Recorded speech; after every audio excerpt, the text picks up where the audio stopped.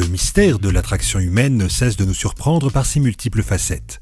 Parmi les paraphilies les plus fascinantes, la laliophilie occupe une place particulière dans le spectre des attirances atypiques. Bienvenue dans le point G.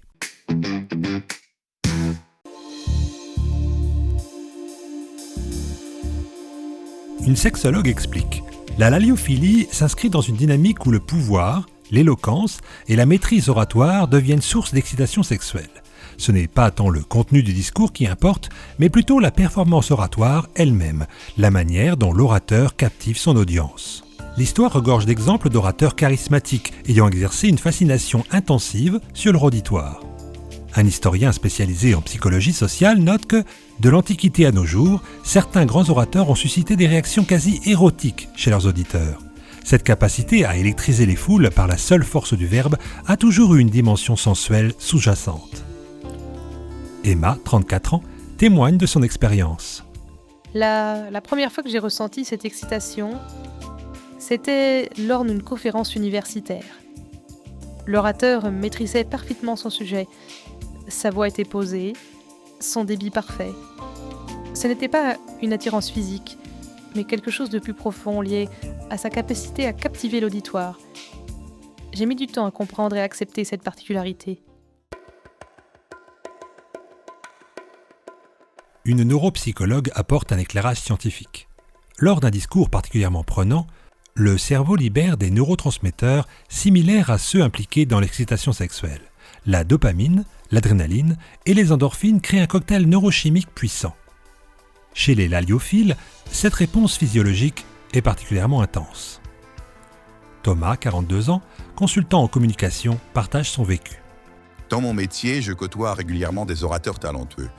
Certaines prestations me procurent une excitation que j'ai longtemps jugée honteuse. La thérapie m'a aidé à comprendre que cette réponse est liée à ma sensibilité particulière au pouvoir des mots et à la maîtrise rhétorique. Un psychanalyste propose une analyse plus profonde. La laliophilie révèle souvent un lien précoce entre le langage et le désir. Certains rapportent des souvenirs marquants liés à des figures d'autorité s'exprimant en public. Professeurs, politiciens, leaders religieux. Cette empreinte précoce peut façonner leur réponse érotique à l'art oratoire. Julie, professeure de lettres de 39 ans, évoque son parcours. Mon attirance pour les discours politiques a influencé mes choix professionnels. Être entouré d'éloquence au quotidien nourrit ma sensibilité particulière.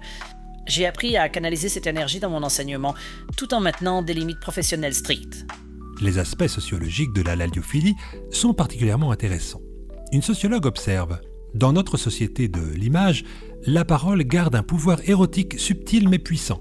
Les laliophiles sont particulièrement sensibles à cette dimension souvent négligée de la communication humaine. Les témoignages recueillis sur les forums spécialisés révèlent la diversité des manifestations. Certains sont particulièrement sensibles aux voix graves, d'autres aux variations de rythme ou à la gestuelle qui accompagne le discours. Marie, 45 ans, modératrice d'un groupe de soutien en ligne, explique. Chaque laliophile a ses déclencheurs spécifiques. Pour certains, c'est la maîtrise technique, pour d'autres, l'improvisation ou la capacité à émouvoir. Un sexothérapeute précise: il ne faut pas supprimer cette attirance, mais la comprendre et la vivre sereinement. Nous travaillons sur la gestion des émotions et l'établissement des limites saines. L'avènement des médias numériques a créé de nouveaux espaces d'expression pour les laliophiles. Les podcasts, les conférences en ligne et les discours enregistrés offrent des supports adaptés à leur sensibilité particulière. Sophie, 37 ans, témoigne. Les plateformes numériques m'ont permis de vivre ma laliophilie de manière plus discrète et contrôlée. La dimension culturelle ne doit pas être négligée. Un anthropologue souligne: dans de nombreuses cultures, l'art oratoire a toujours eu une dimension sensuelle.